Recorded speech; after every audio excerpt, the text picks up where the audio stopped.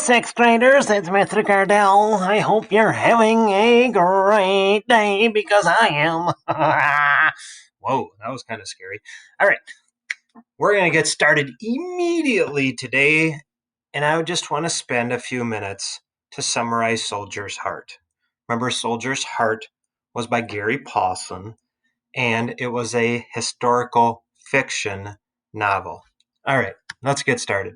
So, with regards to Soldier's Heart, so young Charlie Goddard, who was 15 years old from Winona, Minnesota, couldn't wait to get to be part of the Civil War. He is so caught up in the excitement and patriotism of the people around him that he lies about his age so that he can enlist. At first, Charlie is bored by the military life at Fort Snelling, where Charlie enlisted. Just when he starts to think about leaving for home, the call comes for his regiment to travel east. Remember, Charlie was part of the 1st Minnesota Volunteer Regiment, the first group of volunteers from Minnesota that were going to go fight for the North or Union. Soon after, Charlie takes part in his first battle, the Battle at Bull Run. At Bull Run, Charlie sees a friend get killed by a cannon and watches many other men die. After taking part in this horrific battle, Charlie is convinced that he will not live through the war. In the second battle, Charlie is amazed to find himself acting like an animal in his rage to kill the enemy. He's even more amazed to find himself crying when a young stranger is shot in the stomach, and a wound to the stomach was really a death sentence in the Civil War. In his third battle, Charlie engages in hand-to-hand bayonet fighting. Afterwards, believing the enemy has hit him, he goes to the surgeon's tent. There he finds that the blood all over him is not his. It's the blood of other men.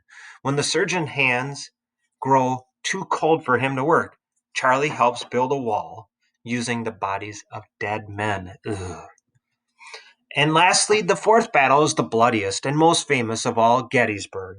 Here, Charlie finally is hit and is convinced that he will die. Though Charlie does make it home alive after the war, his life is forever changed and very much shortened by the battles he's been through. Charlie suffered from having a soldier's heart. Today, we might say Charlie has suffered from PTSD, which stands for post-traumatic stress disorder. Charlie died on December 9th of 1868, 3 years after the Civil War concluded, at the age of 23, from tuberculosis, which is a lung disease. Charlie Goddard was a brave person. On the left-hand side, you can see Charlie as he's serving in the military to fight for the Union against the South or the Confederacy. On the right-hand side, you see a photo of Charlie in 1867, 1 year before he passes away. Do you notice any differences in him, particularly his face? I know it's hard to see, but do you notice that he looks a little skinnier? Doesn't look as healthy as he does in the photo to the left. And so clearly the Civil War took a toll on Charlie Goddard. But Charlie Goddard was a real person. He did really do a lot of the things that you read about in Soldier's Heart. And he was one of many brave Minnesotans that fought for the Union during the Civil War. Before I let you go, I just want to point out I want to point out a website that I came across. It's called First Minnesota Films.